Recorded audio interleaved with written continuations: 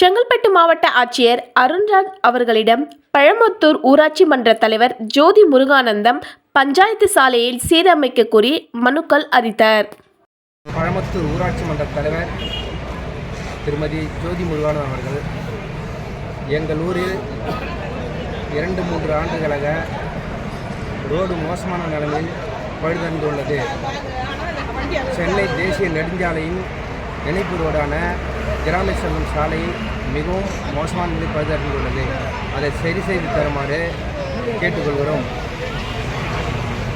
அதோடு சுடுகாடு செல்லும் சாலை மிகவும் குண்டும் குடியுமாக ரொம்ப மோசமான நிலையில் உள்ளது. அதை சரி செய்து தருமாறும் பல தடவை கோரிக்கை வைத்துள்ளோம்.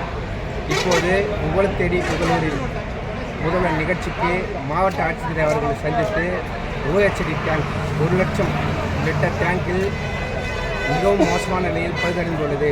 இது 3 கோரிக்கைகளாக மனு அளித்துள்ளேன். என் மீது நடவடிக்கை எடுத்து எங்கள் ஊருக்கு புதியதாக ரோடு அமைத்து தருமாறு கேட்டுக்கொள்கிறேன்.